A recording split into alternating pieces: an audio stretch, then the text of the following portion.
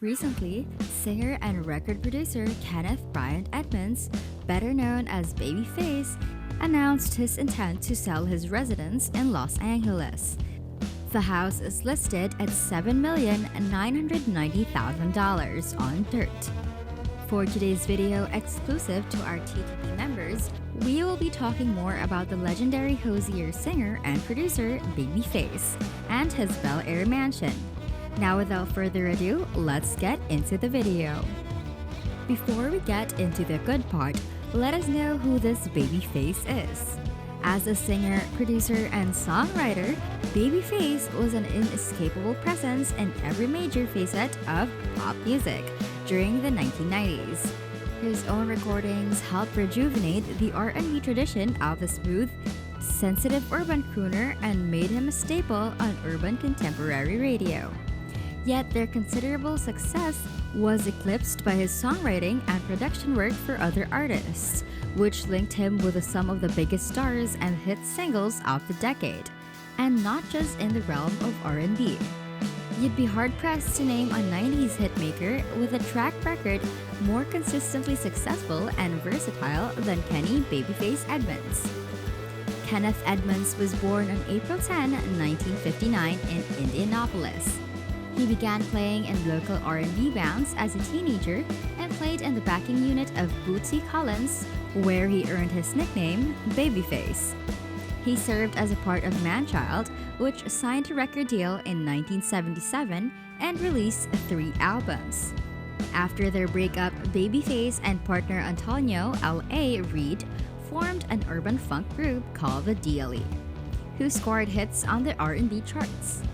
On the side, Babyface and Reid began producing and writing music for other artists. They were successful in hits for Pebble's Girlfriend and The Whispers' Rock Steady. Following the Deal's third album in 1988, the duo left to continue their outside activities full-time, co-founding the LA Face label in 1989. Further hits followed in Bobby Brown's Every Little Step, Sheena Easton's The Lover in Me, and Korean's White, The Way You Love Me, and Superwoman, all of which performed well on both the pop and R&B charts. Babyface's solo career started the released Lovers in 1986. For a little-noticed album, Babyface's solo career took off in 1989 after releasing the album, Tender Lover, spinning off 4 singles over the next year, including the R&B chart smashes It's No Crime, which is number 1, and Whip Appeal, coming at number 2. Both also reached the pop top 10. The album also went double platinum. After establishing himself as a powerhouse, Babyface has co-written some hits. Their collaboration can be seen in I'm Your Baby Tonight by Whitney Houston and My by Johnny Hill, which were both nominated for the Best R&B Song Grammy. Boys II Men is another success of Babyface, who wrote End of the Road. The track was number 1 on the Billboard Hot 100 chart for 13 consecutive weeks and was also very successful with the follow-up I'll Make Love to You, written by Babyface. He was co-nominated for an Album of the Year Grammy for his production of the Bodyguard soundtrack. In addition, he worked with other famous singers like Celine Dion, Mariah Carey, Gladys Knight, Aretha Franklin, Mary J. Blige, and En Vogue. The LA Face record company Robbie co-founded became successful and played key roles in the development of Toni Braxton, TLC, and Usher's album. It's no wonder Babyface took a break from his own singing career during the early 90s. He released only a remix album titled A Closer Look in 1991. The proper follow-up to Tender Lover didn't appear until 1993. Even so, For the Cool in You was an even bigger hit than its predecessor, going triple platinum. It produced Babyface's first top 5 pop hit and won him his first Grammy as a presenter for the Best Male R&B Vocal with a change of pace acoustic guitar ballad, When Can I See You Again? In 1995, he scored another major success with the Waiting to Exhale soundtrack.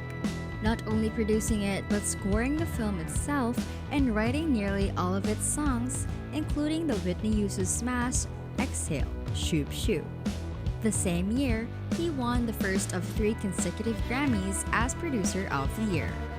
In 1996, success kept coming. The day spawned another top 10 pop R&B hit in Every Time I Close My Eyes, and he solidified his crossover credentials once and for all by winning a Grammy for Record of the Year as a producer of Eric Clapton's Change the World. Encouraged by the success of Waiting to Exhale, Babyface and his wife Tracy Edmonds, now CEO, formed their own film production company where he spearheaded an acclaimed urban family comedy or drama, Soul Food. And of course, he masterminded the soundtrack. His production and songwriting activities continued, though he remained silent as a performer for a few years. The next year, he contributed lyrics to the animated musical The Prince of Egypt, which went uncredited on the soundtrack album. With the movies taking up more of his time, his next musical releases were quick one-offs: an MTV Unplugged album in 1997 and the seasonal Christmas with Babyface the next year. In 2000, Epic released the Best of compilation, a collection of his greatest hits, marking the end of his tenure with the label. He had elected to move to Arista Records, where L.A. Reid had been a high-ranking executive. In 2001, Babyface released an album, Face to Face. Then he produced the punk pop soundtrack for Josie and the Pussycats film in 2002.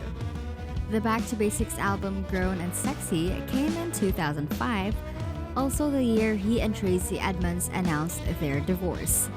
In 2007, Babyface put together the covers-oriented playlist for Mercury, and he has been working on notable projects since then.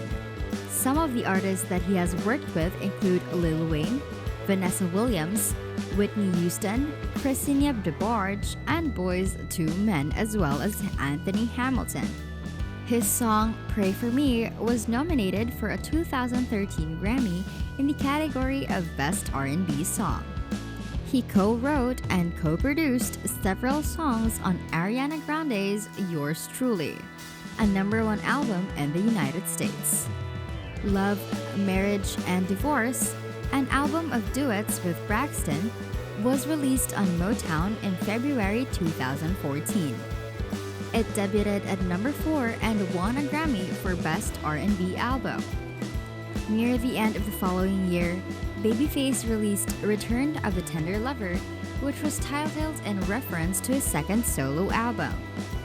This was inspired by his feel-good performing approach on tour with Charlie Wilson and Maze.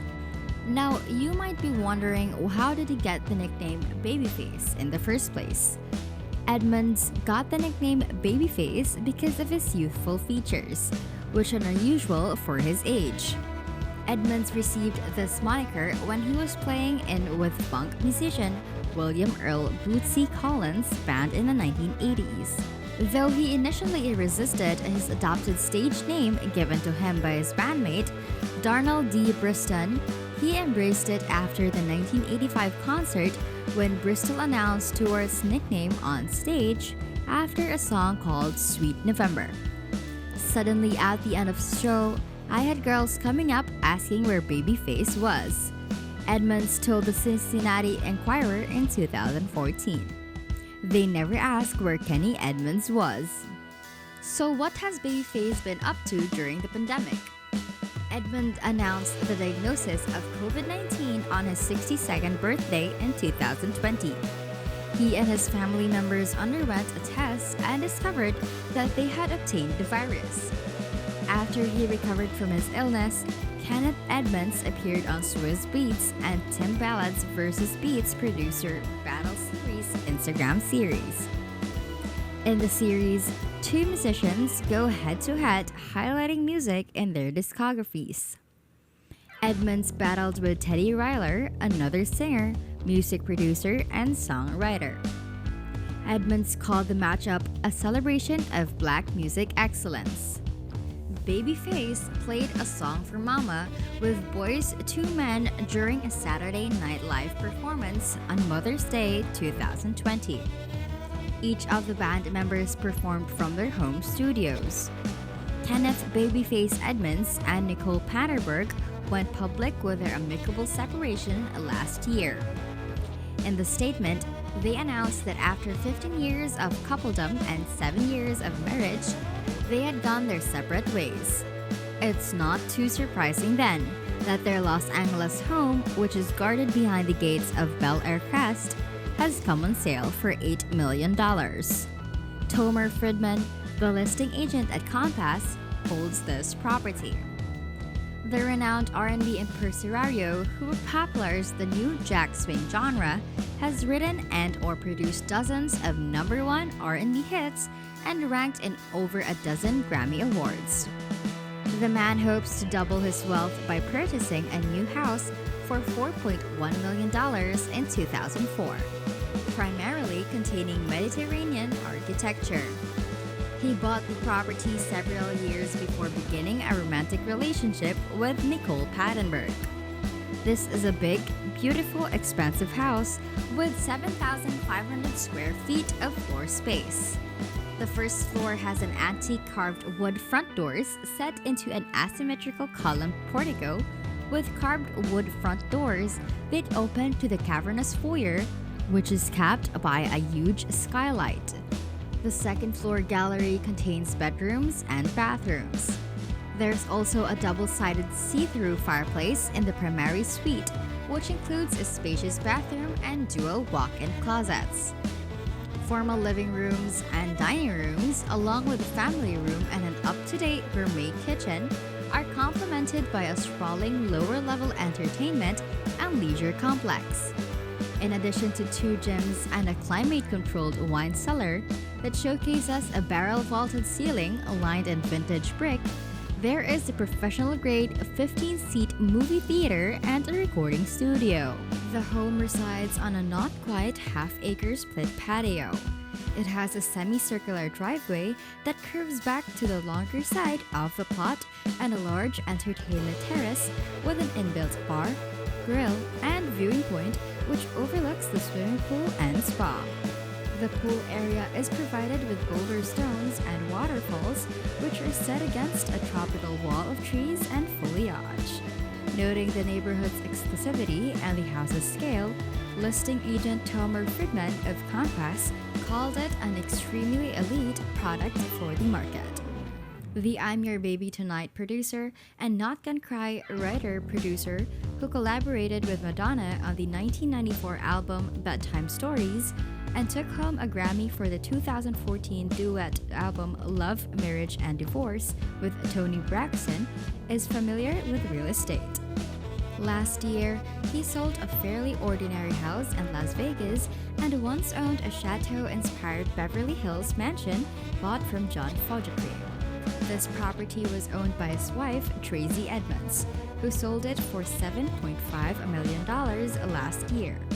His largest and most notable transaction was in 2004 when he sold a multi-acre estate in Holmby Hills for $21.5 million to former Dodgers owners Frank and Jamie McCourt.